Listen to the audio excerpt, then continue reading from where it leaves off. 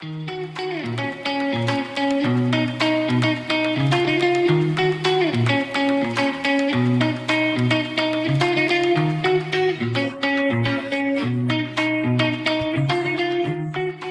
take you for a little bit of a tour around the airbase, tell you about our work, and obviously if you've got any questions at any point, then just let us know. We'll be really happy to answer that. The alarm goes sort of half an hour before the shift starts, and so my record is 7. 7 in a single 10-hour shift, and we have 2 10-hour shifts a day. So it's And that's just the helicopter. That was just the helicopter. Because obviously we've got cars as well. Yeah, yeah. So there's a 4-hour black period, just if you don't. so between 2 and 7. So don't ever have an accident between 2 and So 7. drive really seriously, drive really carefully. We're now up to 19 hours a day, through every single day of the year. We have cars out on the road as well, with just a single person on them, supporting in both counties for 12 hours, and then the aircraft on for 19 hours a day.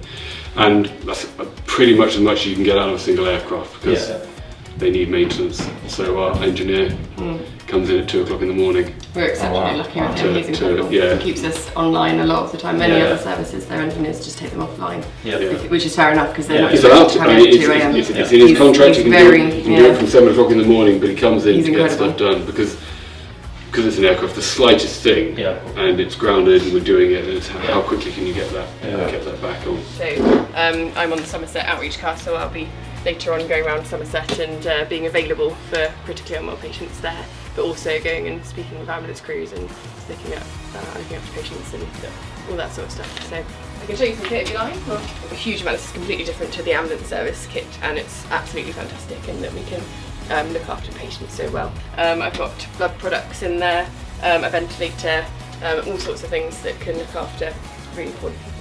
Yeah, so I like a mobile. A mobile intensive care unit. That's what we try. And so we spend time in here every shift. As a minimum, we'll come together as a team, as a shift, to actually run through a briefing for any issues such as the weather and aircraft servicing maintenance. And we have a lot of tools at our disposal, and this, for example, is a system that we use which mirrors the aviation map that you can see in paper form on the table, but it's digital, and you can scale in and out or switch between different maps, and we have access to that in flight and use that on iPads. And we can also see it here, and they have it in the control room. And so as well as ourselves being on there, we can see some of the other assets from the other air ambulances and the police. And we do go into surrounding counties relatively frequently, so it's all Wiltshire, Hampshire, over to the Isle of Wight, and into Devon when needed. And that's often when, because they all have their own systems as well, but if they're busy, then we might be next to go, or if they need extra help on an incident. And the same applies to Cornwall, so we do jobs down into Cornwall, but it's less frequent.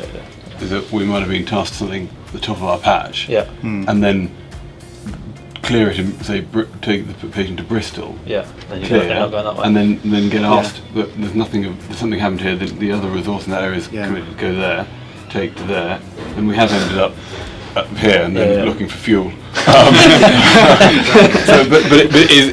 It's a really unusual, something unusual followed by something unusual followed by something unusual, and in the meantime, the other air ambulance would have sort of been tasked if necessary with clearing out. In theory, you'll go wherever you're needed at that Yeah, time. exactly. Because we're not going to fly back here if there's a patient that really needs critical care. Yeah. We're not going to fly back here instead, going well. Somebody close to home might need it. Do you know what I mean? You take the patient that definitely needs care. Deal with the care. I think essentially that's what's happened this morning, isn't it? We went to Southampton, took the patient to Southampton. That's how we've ended up in the Isle of Wight. We're incredibly lucky to have the support that we need to keep operational, to keep helping people across both counties and beyond, but we still need people to continue to support us. So.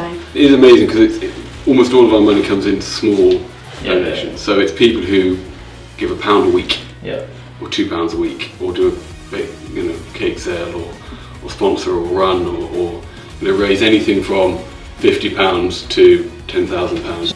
It's far better for us to be operational as we are, because we have more control over investing the money that people raise for us into what the team needs, so specific equipment, training, things like that. So it's your money to spend. It's not like you have to tick a box kind of thing. No, the nice thing in some ways, the democratic piece, is that the people of Dorset and Somerset have decided they want an air ambulance, and therefore they fund it. Yeah. And if we're not providing the air ambulance they want, or don't do it in the way they like, they'll stop funding it. Do you know what I mean? It's almost the ultimate bit of democracy. Yeah. And it means we provide the air ambulance that Dorset and Somerset particularly need.